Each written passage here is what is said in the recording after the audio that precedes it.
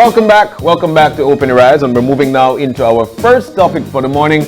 This one is all about the Ministry of Youth, Sports, Transportation joining us this morning to chat about transport reform, public transportation fleet, and much more. The topic is actually a wide one. In to talk to us is the Minister of Youth, Sports, and Transportation himself, the Honorable Rodwell Ferguson, and he's joined by his CEO in the Ministry of Youth, Sports, and Transportation, Marconi Leal. Good morning and welcome, guys. Good morning and thanks for having us. Morning. Yeah, you guys have that look on your face over the drive from There's not that look for some reason or the other. Yeah. But it's always nice to have you guys in. You know, Minister, we've had wide topics before, and I feel that today is no different with Mr. Leal.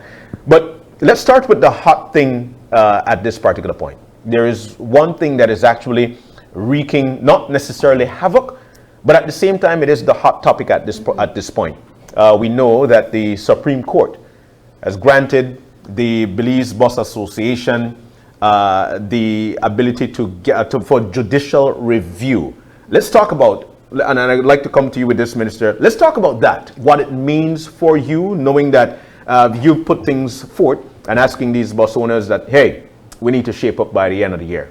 What's your thoughts on this? Yeah, good morning. And first of all, we're living in a democracy. Yeah. And so everybody has the right to take a matter to the courts. Yes. Whatever the end decision is, then we have to abide by that. But let us start from how we reached there. How we got there? Yes, how we got there.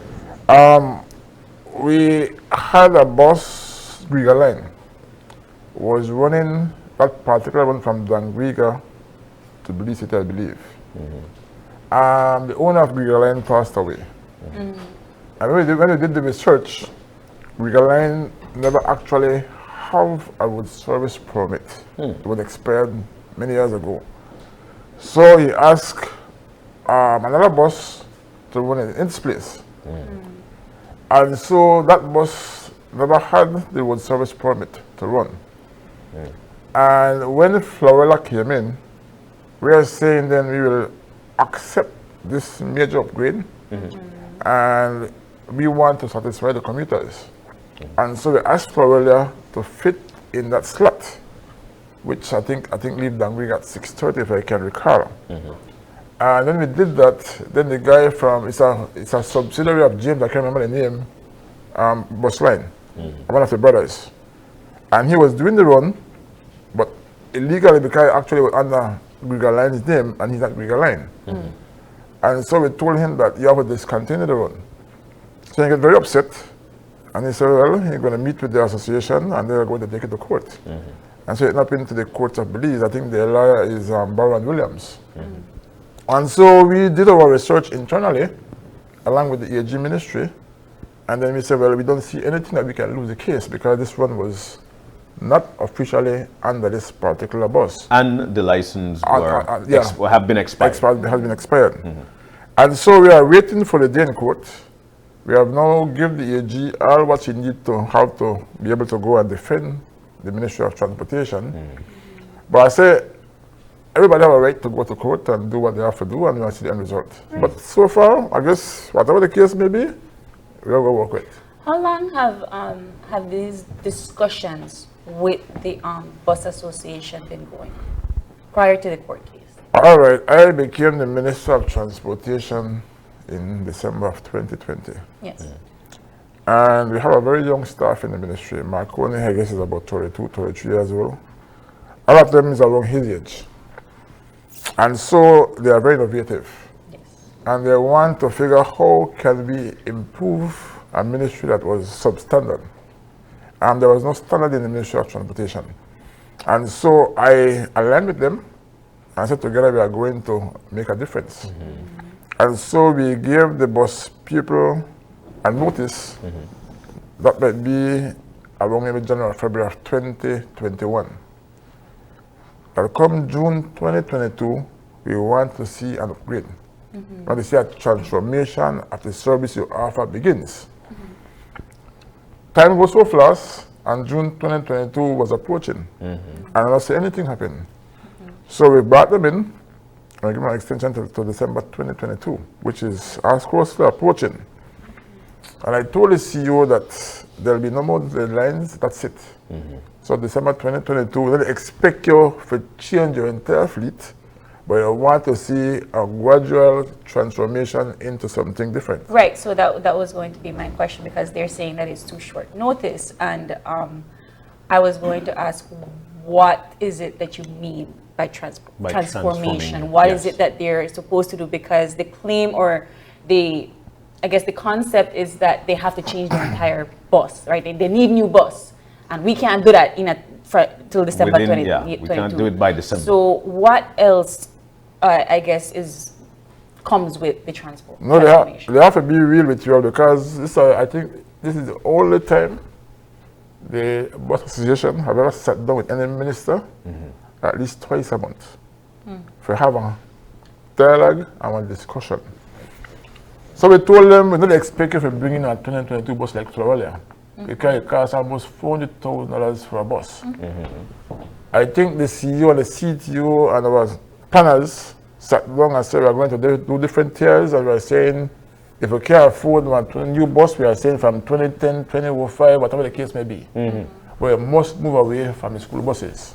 From the Bluebird school buses? The school buses. We are saying if you bring one later model Bluebird and you change the seat from the school children bus to a bucket seat, that could be an alternative likewise. Because we try to give the passenger one traveling comfort. Comfortable ride, yes. Right now, we have buses on the highway, maybe 30, 35 years old. And the seating arrangement is not adequate for adults, it's for children. It's for children. And so I was asking them to figure out how we can upgrade and improve to satisfy the customer.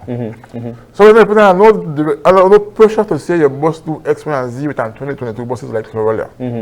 But their biggest contention was that we brought in Florelia, and they are saying that we're in the industry for many years. But there was no sign of improvement. And so when we brought in Florelia, we want to show them that, you know what, this is what we are talking about. We don't expect you to reach that particular standard, but this is what we want to achieve over the years. But, you know, and that with you, you know, and I think this is one of the things that we alluded to in a conversation, whereby one of the things that passengers are actually looking forward to, it might not be a 2022, but we just want that you're on time, you do your part, you get there when you're supposed to get there, you be the express that you're supposed to be. No. The bus owners, and I'm sure they're saying this, that this is a time of hardship. We don't have the money to. We can't bring everybody. The last time when we were locked down, everybody had to wear a mask. It was no standees. You had to sit down at this seat, but you missed this seat, forget on this seat. Which simply means that we don't have the capital to put in the necessary changes that you're actually asking for. How do you answer to that? How do you respond to this? And is the ministry looking to provide any kind of financing to these guys? Changes bring problem, and progress bring problem. Everybody wants business to remain as it is for over the period until now. I understand where you're coming from, and we explain to them clearly, and they also understand that we want it gradually. And we already talked to the National Bank. And we asked National Bank, how can you facilitate them? National Bank said, if I want to facilitate you with a loan, I have to make sure I know how I get back pay. So they wanted to introduce the e-wallet to them. And so that every passenger ride the bus will have to get a card, and then they pay by the card, so the bank can monitor every day how much they make, what their expenses, and what is their revenue. And I think that's fair enough. Exactly. But some of them are reluctant. I say, government want to know exactly how much they make. So they are reluctant. They say, okay, I don't want to go e-wallet because all my income will be exposed to government. That was not the intention. We are trying to help them, and we still want to help them. We're not there for the technical industry. That is not our intention, but we want to improve and upgrade. To you? So I think, like Minister said, we've been having, over the past almost 2 years, a lot of consultation with bus operators, and we're all clear on the challenges that we have and the opportunities that we have. One of the key opportunities that bus operators immediately highlighted to the Minister and I was, we want to upgrade, but we only get 2 years permit, and we can only get a 2-year loan. And so Cabinet supported a 10-year permit. And so they're all aware that if you want to upgrade, you can now get a 10-year loan, you can go to the bank, you can upgrade your bus. And I think earlier this year that was approved, that was communicated to bus operators. You upgrade, you can get a 10-year permit. That was the number one item. Second to that, they got price increase. Of course, we associate the price increase with the fuel price, but there was a price increase. And in addition to that price increase to commuters, there was an additional subsidy to support them because of the high fuel price. So to say that we haven't put in the necessary measures in place to support some form of transition in the past month, we have. What we're doing, and we're finalizing with the support of consultants as a part of our public transportation reform project, is that we're finalizing the actual standards that we'll be rolling out in the coming months. And they have visibility into this, and they've had visibility into this for some time. In terms of, we know the current buses that they're operating won't work. And of course, the priority in terms of high standards is our highway runs, because we have highways, we have the village buses that we said they have to be different terms in terms of the standards. It requires different level of investment because of the different roads that they'll be utilizing. So those are the things, and those are the conversations that we've been having to ensure that, like we say, a part of Plan Belize speaks to the modernization of the public transport system.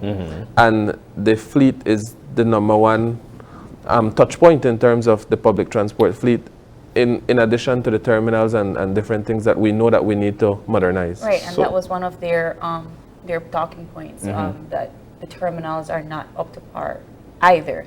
So when you all sit with the bus association, how do you quell their needs versus what you're Yeah. So at the same time, they are aware that we're working on upgrading the terminals and the terminals countrywide. We're looking at financing. So definitely the speed at what we would want to go to support that level of finances is not immediate. It doesn't happen in 6 months to a year. So they are aware, and in every consultation we've reminded them that we are working towards upgrading terminals, and it doesn't only include the terminals where they are, but also we know that at some point we need to look at bigger terminals where we can facilitate more of the traffic. And a perfect example is Belize City, where we have different touch points across that vicinity around Pong Yard. And so they are aware that we're working on that, and there's movement in terms of where we're moving in terms of new terminals and facilities. So Minister, what happens at the end of December if one of the operators or the operators, the Belize Bus Association, does not comply with your stern words of December, and no other explanation from there, extension from there? What happens then? First of all, before I respond to that, John, we have maybe 3 major operators in the country, maybe over 10 buses. All the rest might have less than 10 buses, maybe less than 5. And so we are saying it is time for you to come together and form a cooperation and work together as a team. So when you make a presentation to us, you represent all those small operators that is along with you. Because I told them blankly, if you don't come from Carousel with only 1 bus, you know I get one renewal. Because when that 1 bus breaks down, you have no replacement. Yes. When you're a part of a corporation, you can be asked, well, my bus broke down and I want to take over. We have the BBOC, which is not comprised of all operators across the country. Yes. And so I want to see that they sort of get together and form this corporation among themselves, that when they come with one talk to us, and we try to address all their situations. So, December 2022, we told them categorically clear that when they tell you that they offer upgrade 100%, but I want to see that gradual transformation into that. So we expect that at least by December, we might see about 15-20% of new fleets, not brand new fleets, but coach buses start to come into the country, especially on the main highway. I see some Orange Walk last week advertised 2 buses. Beautiful coaches, not brand new, but they're adequate for what we want. And a few other companies might start low 1 and 2 and 1 and 2 and eventually on seat. Yeah. So at the end of December, we're going to do an assessment. And we're going to figure if we have satisfied what we want. And I say it's unfortunate that some of the permits are for 2 years at this particular juncture. So if we don't see any light at the end of the tunnel, then you have to say, okay, well, you come to December 2022, then you have to figure out how we're going to part ways at the particular juncture. Because we have to meet what you want to satisfy the commuter. Do you cut their permit there and then? Your permit is for 2 years. So I don't cut the permit. But like when you go on a contract, your contract expires. Yes. So your contract expires after 2 years. So then there's a board, there's a transport board. I'm not the board. The board will decide that if I give back John his permit after December 2022, if you can verify to us what is your plan of action to do better for the commuter. What are your thoughts or your answers when the bus association says the highway is oversaturated with buses? Because in the eyes of the commuter, I stand up and wait for like an hour, to wait for bus. So how does that work? And how do you, I guess, divide amongst the various operators who runs, and maybe that will give us a clear indication of what they mean by saturation. So bus operators, they are aware that we've been doing a study in terms of scheduling, because scheduling is a massive problem in terms of we might have too many buses at certain point during peak hours, but we might also have too little, in that you go to the terminal and you see people rushing to a bus, and they're rushing because they want a seat, and it's, in many cases, it's because a new bus needs to be added.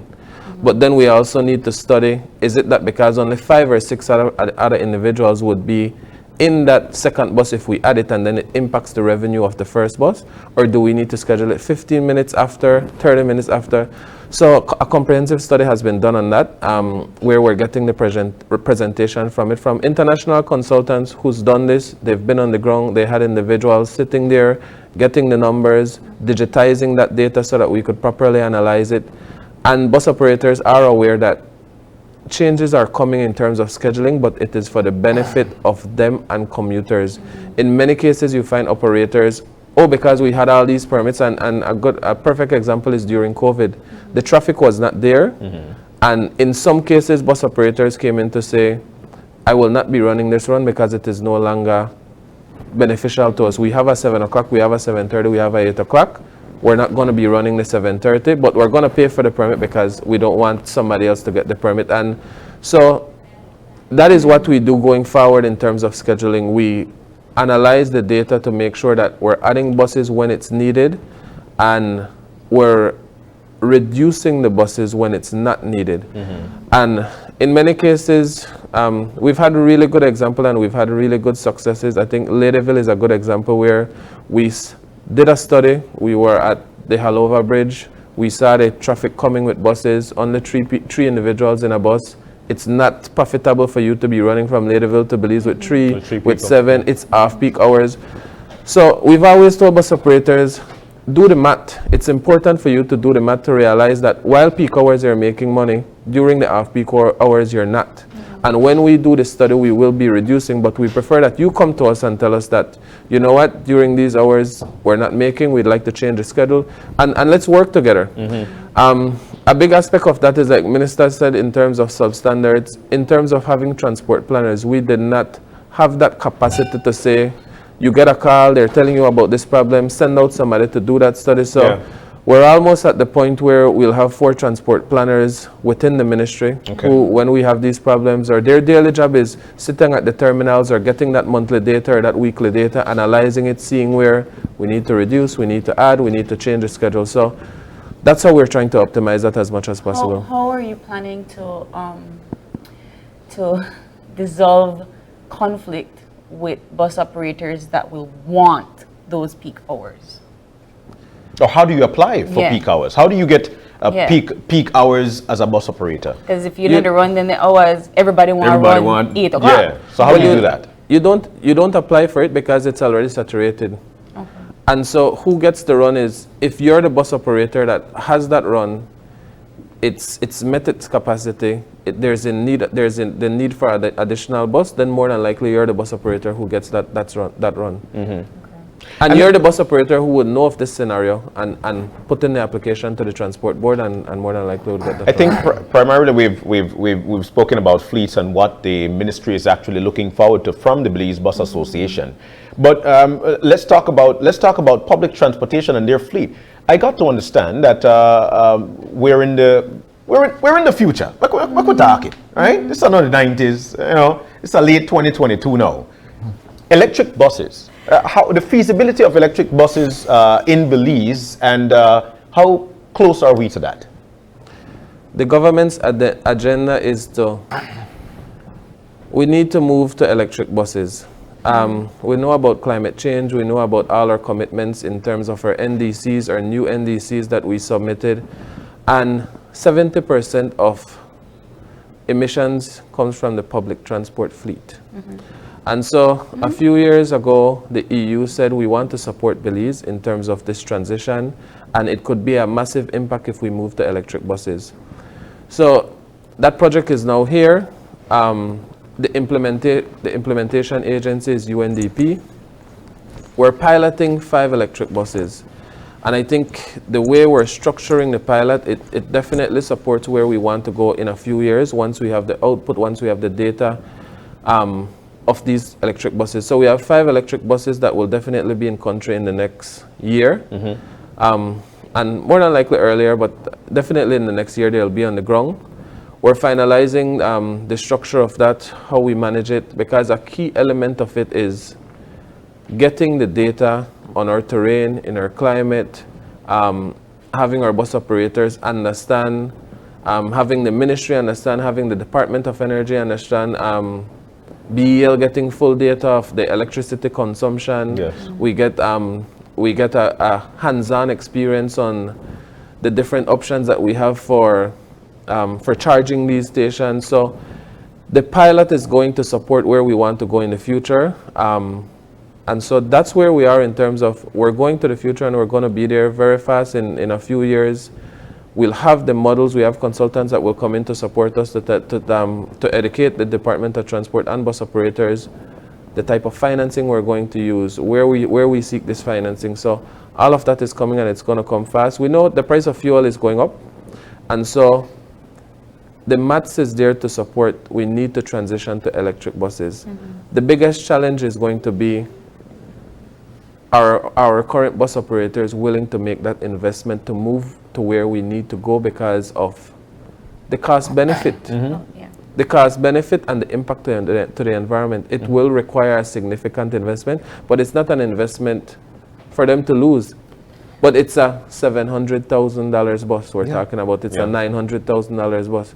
It's a significant investment, but the math is there, and like Minister would say, when you're looking at the expense associated with that, majority of bus operators right now, 60 to 70% of their costs on a daily basis is the fuel. That reduced significantly, and the electricity that they'll be consuming to charge up buses significantly low. So the additional disposable income will be there for them to pay that loan.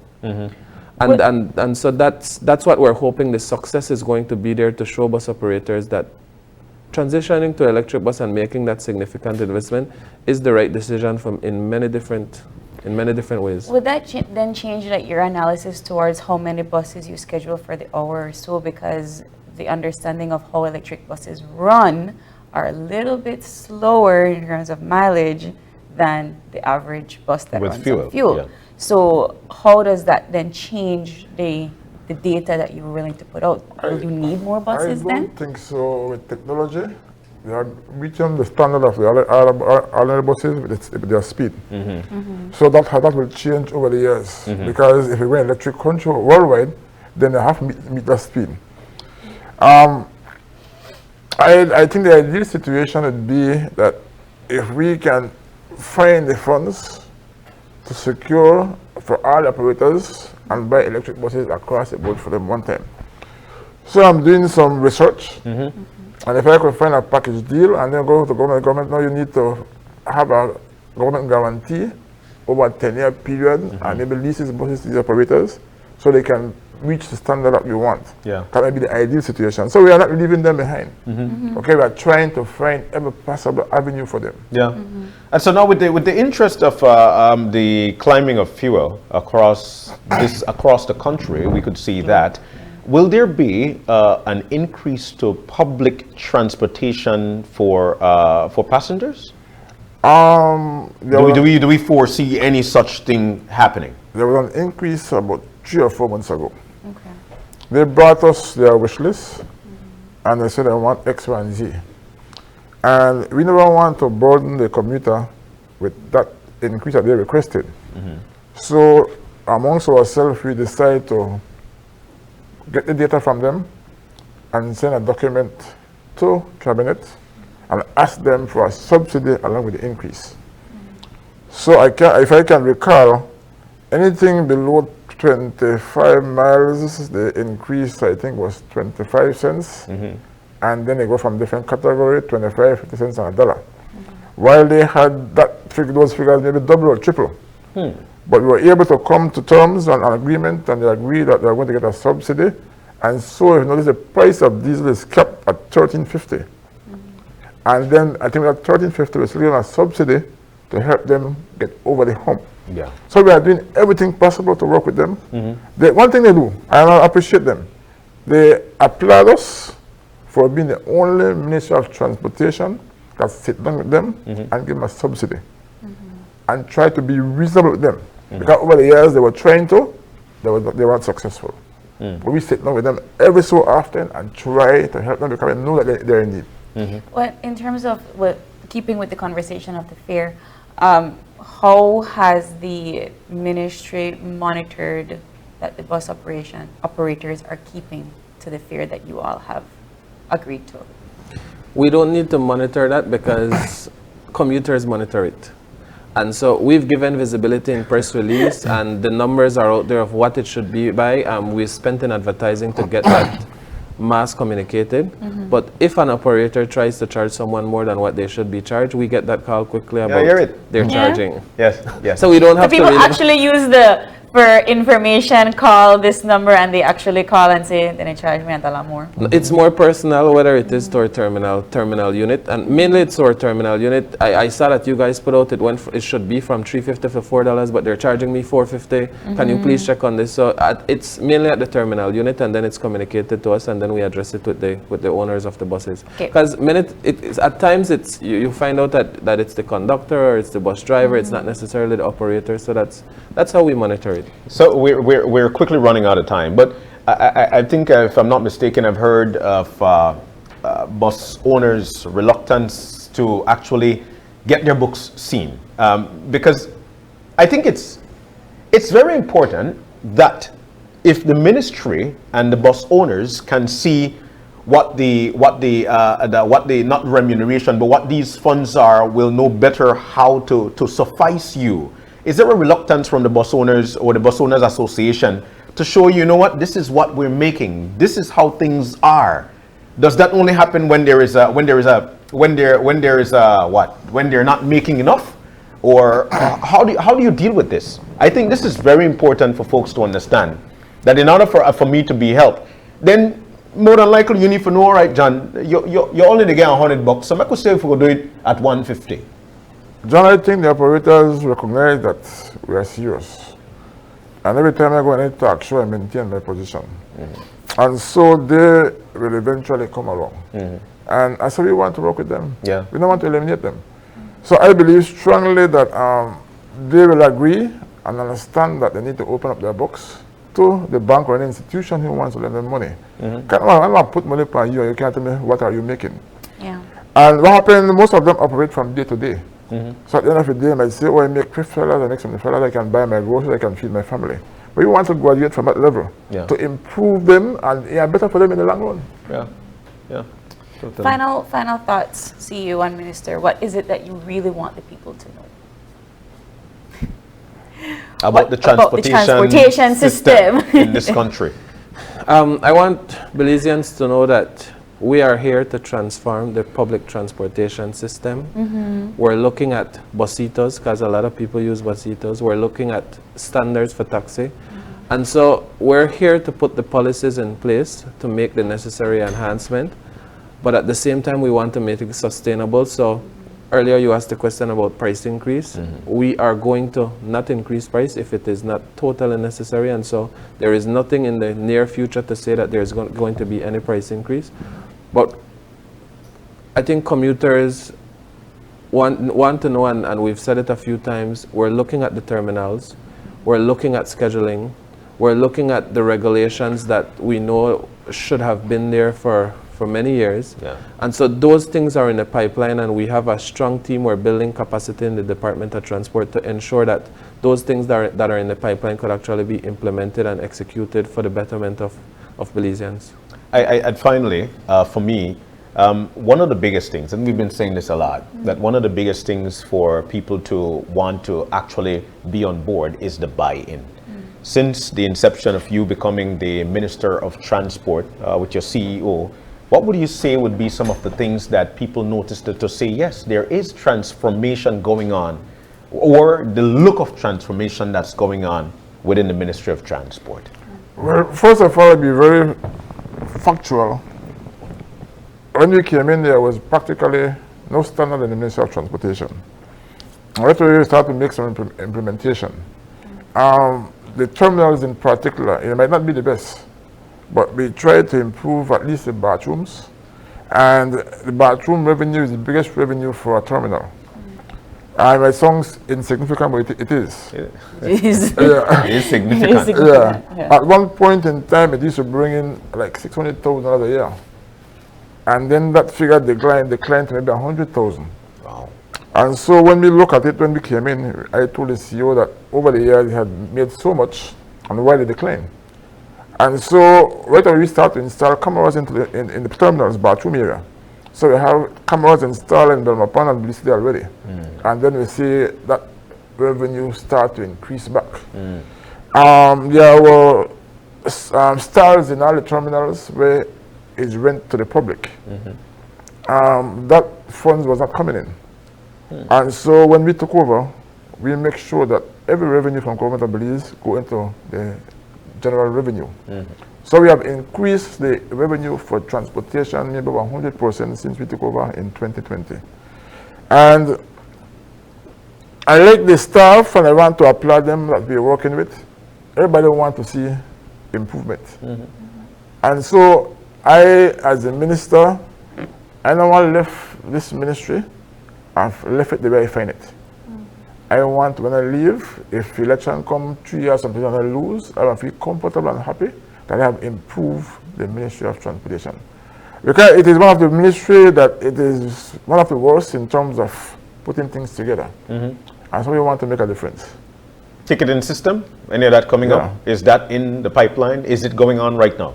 No. What does a ticket mean? That I have a seat, right? Just to check.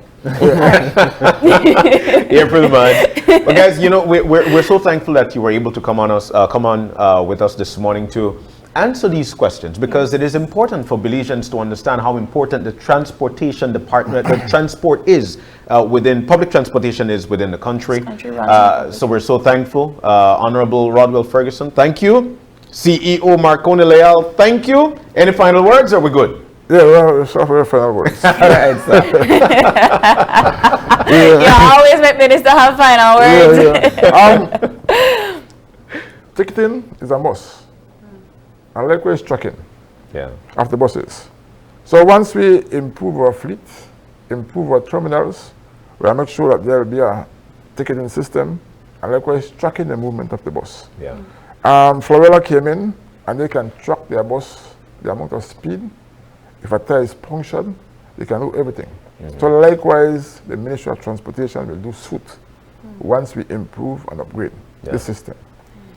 As an elected representative, in my constituency, I can't be the man with the plan, because I'm always the look for new innovation. Of course. I represent 26 villages with limited resources.